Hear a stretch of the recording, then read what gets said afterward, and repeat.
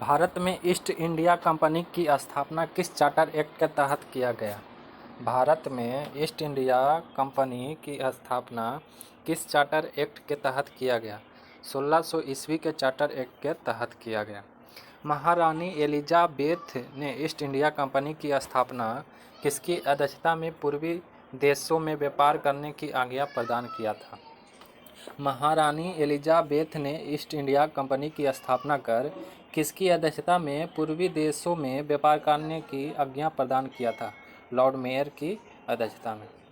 East India company ने भारत में अपना कार्य कहाँ से प्रारंभ किया था? ईस्ट इंडिया कंपनी ने भारत में अपना कार्य कहाँ से प्रारंभ किया था? सूरत से। आंग्ल भारतीय विधि संहिताओं के निर्माण एवं विकास की नींव कहाँ से प्रारंभ होती है? 1600 ईस्वी के चार्टर से। आंग्ल भारतीय विधि संहिताओं के निर्माण एवं विकास की नींव कहाँ से प्रारंभ होती है? 1600 ईस्वी के चार्टर। इंग्लैंड स्थित कंपनी के बोर्ड ऑफ डायरेक्टर्स का विधि निर्माण का अधिकार किस राजलेख द्वारा गवर्नर तथा उसकी परिषद के सदस्यों में विहित किया गया? इंग्लैंड स्थित कंपनी के बोर्ड ऑफ डायरेक्टर्स का विधि निर्माण का अधिकार किस राजलेख द्वारा गवर्नर तथा उसकी परिषद के सदस्यों में विहित किया गया? सन 1726 के राजलेख चार्टर एक्ट द्वारा किया गया। किस अधिनियम द्वारा कंपनी में गवर्नर जनरल का पद सृजित किया गया? किस अधिनियम द्वारा कंपनी में गवर्नर जनरल का पद सृजित किया गया? 1773 के रेगुलेटिंग एक्ट के तहत। 1773 के रेगुलेटिंग एक्ट के तहत। गवर्नर जनरल वारेन हेस्टिंग्स के 4 सदस्यीय परिषद में पार्षद कौन कौन से थे? गवर्नर जनरल वारेन हेस्टिंग्स के 4 सदस्यीय परिषद में पार्षद कौन कौन से थे? फिलिप फ्रांसिस, क्लेवेरिंग, मॉनसन एवं बरबैल। फिलिप फ्रांसिस, क्लेवेरिंग, मॉनसन एवं बरबैल। गवर्नर जनरल तथा उसकी परिषद किसके प्रति उत्तरदायी थी? गवर्नर जनरल तथा उसकी परिषद किसके प्रति उत्तरदायी थी? इंग्लैंड के स्थित निदेशक बोर्ड के प्रति उत्तरदायी थी। इंग्लैंड के स्थित निदेशक बोर्ड के प्रति उत्तरदायी थी। ईस्ट इंडिया कंपनी की प्रबंधन शक्ति किसमें निहित थी? गवर्नर जनरल एवं उसकी परिषद में। ईस्ट इंडिया कंपनी की प्रबंधन शक्ति किसमें निहित थी? गवर्नर जनरल एवं उसकी परिषद में। कोलकाता में उच्चतम न्यायालय की स्थापना किस अधिनियम द्वारा किया गया?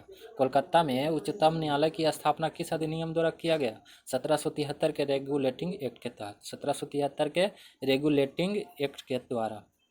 उच्चतम न्यायालय में कितने न्यायाधीश सदस्य थे तथा मुख्य न्यायाधीश कौन था? उच्चतम न्यायालय में कितने न्यायाधीश सदस्य थे तथा मुख्य न्यायाधीश कौन था? 4 सदस्य। मुख्य न्यायाधीश सर एलिजा इम्पे था। 4 सदस्य था और मुख्य न्यायाधीश सर एलिजा इम्पे था। किस अधिनियम द्वारा भारत के गवर्नर जनरल और उसकी काउंसिल को नियम तथा अध्यादेश जारी करने की शक्तियाँ प्रदान की गई? रेगुलेटिंग एक्ट के द्वारा। 1773 के एक्ट द्वारा। किस अधिनियम द्वारा भारत के गवर्नर जनरल और उसकी काउंसिल को नियम तथा अध्यादेश जारी करने की शक्तियाँ प्रदान की गई? रेगुलेटिंग एक्ट 1773 के द्वारा। ईस्ट इंडिया कंपनी ने भारत व्यापार के एकाधिकार को किसने समाप्त किया था? ईस्ट इंडिया कंपनी के भारत व्यापार के एकाधिकार को किसने समाप्त किया था? Regulating act 1773। बंगाल का प्रथम गवर्नर जनरल कौन था? Warren Hastings. बंगाल का प्रथम गवर्नर जनरल कौन था? Warren Hastings. रेगुलेटिंग एक्ट 1773 के तहत कोलकाता में उच्चतम न्यायालय की स्थापना कब की गई थी? रेगुलेटिंग एक्ट 1773 के तहत कोलकाता में उच्चतम न्यायालय की स्थापना कब की गई थी? 1774 ईस्वी में। 1774 ईस्वी में। ईस्ट इंडिया कंपनी पर संसदीय नियंत्रण का प्रथम प्रयास किस अधिनियम द्वारा किया गया? ईस्ट इंडिया कंपनी पर संसदीय नियंत्रण का प्रथम प्रयास किस अधिनियम द्वारा किया गया?